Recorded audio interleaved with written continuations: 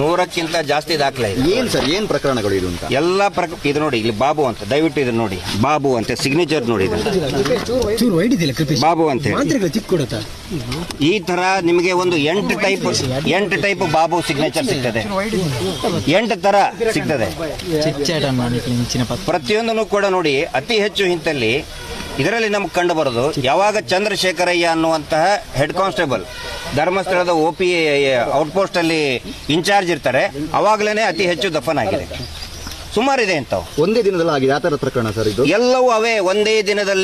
ಒಂದೇ ದಿನದಲ್ಲಿ ಇವತ್ತು ಆ ಹುಡುಗಿ ಸಾಯ್ತಾಳೆ, ಇಮಿಡಿಯೇಟ್ ಆಗಿ ದಫನ್ ಮಾಡ್ತಾರೆ. ಎಲ್ಲ ಪೂರ್ತಿ ಅವೇ ಇದಾವೆ. ಆ ನಂತರ ಇನ್ನೊಂದು ಯಾವ್ದು ಇಲ್ಲಿ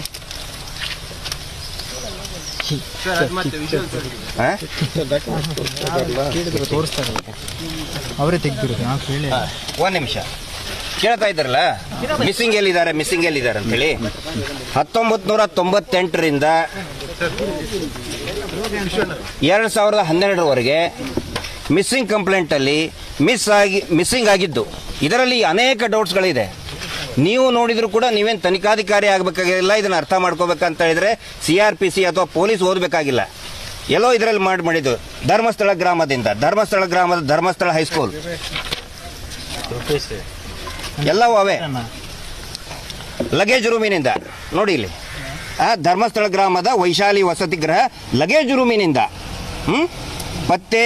ಇದು ಅಂದ್ರೆ ಲೇಡೀಸ್ ಹೆಸರು ನಾನು ಹೇಳ್ಬೋದು, ಹುಡುಗಿ ಅವಳು, ಮೈನರ್ದು. ಇಂಥವು ಸುಮಾರಿದೆ. ಧರ್ಮಸ್ಥಳ ಗ್ರಾಮ ಎಂಬಲ್ಲಿಂದ SDM ಕಾಲೇಜಿನಿಂದ ನಾಪತ್ತೆ. ಇಟ್ ಇಸ್ ನಾಟ್ UDR ಎಲ್ಲ ಹೇಳಿದ್ದೀವಿ, ತೋರಿಸಿದ್ದೀವಿ.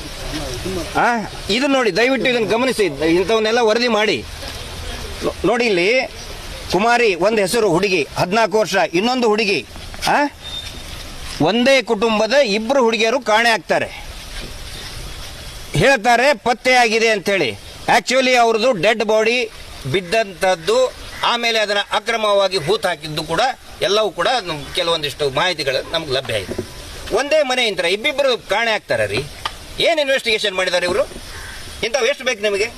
ಇನ್ನೊಂದು ಹುಡುಗಿ 19 ವರ್ಷದ ಹುಡುಗಿ ಪತ್ತೆಯಾಗದ ಪ್ರಕರಣ. ದಯವಿಟ್ಟು ನೋಡಿ ಇದನ್ನು. ಪತ್ತೆಯಾಗದ ಹುಡುಗಿ ಪತ್ತೆನೇ ಆಗಿಲ್ಲ. ದೇವಸ್ಥಾನಕ್ಕೆ ಅಪಮಾನನ ಇದು? ದೇವಸ್ಥಾನಕ್ಕೆ ಏನಾದರೂ ಅಪಚಾರನ ಇದು? ಪತ್ತೆ ತೋರಿಸಲಿಲ್ಲ ನಿಮಗೆ. ಎಷ್ಟು ತೋರಿಸಲಿ? ಪತ್ತೆಯಾಗದ ಹುಡುಗಿಯರು ಧರ್ಮಸ್ಥಳದಲ್ಲಿನೇ, ಬೇರೆ ಕಡೆ ಎಲ್ಲ, ಧಾರವಾಡ ಅಲ್ಲ, ಹುಬ್ಳಿ ಅಲ್ಲ, ಬೆಂಗಳೂರಲ್ಲ, ಡೆಲ್ಲಿ ಅಲ್ಲ, ಧರ್ಮಸ್ಥಳದಲ್ಲಿನೇ. ಅಪಚಾರನ ಇದು? BJP ಅವ್ರಿಗೆ ಹೋಗಿ ಹುಡುಕಂತ ಹೇಳ್ರಿ. ಅವನ್ನ ಬರ್ತಾ ಇದಾರಲ್ಲ ಪಾದಯಾತ್ರೆ, JDSನವ್ರು ನಾಳೆ BJP ಅವರು ಅಂತ ಹುಡುಕಂತೇಳಿ ಹುಡುಕಿ ಕೊಡಿ ಅವ್ರಿಗೆ. ಎಲ್ಲೋ ಪಾಪ ಅಳ್ತಿರ್ತಾರೆ, ಹೆದರ್ಕೊಂಡು ಕೂತ್ಕೊಂಡಿರ್ತಾರೆ. ಮಹೇಶ್ ಶೆಟ್ಟರ್ನೇ ಬಂಧನ ಆದ್ರೆ ನಮ್ಮನ್ನ ಎಲ್ಲಿ ಬಿಡ್ತಾರೆ ಅಂತ ಹೆದರ್ಕೊಂಡು ಕುಂತಿರ್ತಾರೆ ಅವ್ರು.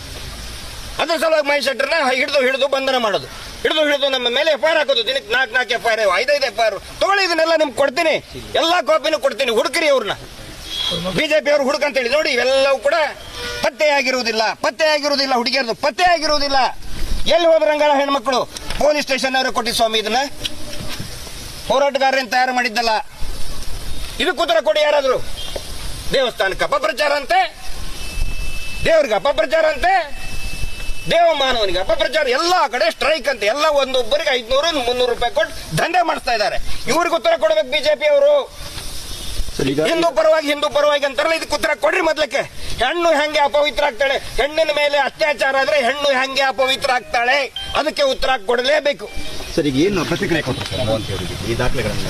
ಅಲ್ಲ, ನಾನು ಮೋಹಂತಿ ಅಂತ ಸಾಹೇಬ್ರ ಬಗ್ಗೆ ನಾನು ಹೇಳಕ್ ಹೋಗಲ್ಲ. ಹಿರಿಯ ಅಧಿಕಾರಿಗಳಿಗೆ ನಾನು ಮಾತಾಡಿ. ಈ ಆಯಾಮದಲ್ಲಿ ತನಿಖೆ ಆಗುತ್ತಾ ಇದೆ. ಅದ್ರ ಸಲುವಾಗಿ ಅವ್ರ ಕುತ್ತಿಗೆಗೆ ಬಂದಿದೆ. ಇದೇ ಆಯಾಮದಲ್ಲಿ ಆಗಬೇಕು, ಕುತ್ತಿಗೆಗೆ ಬಂದಿದೆ.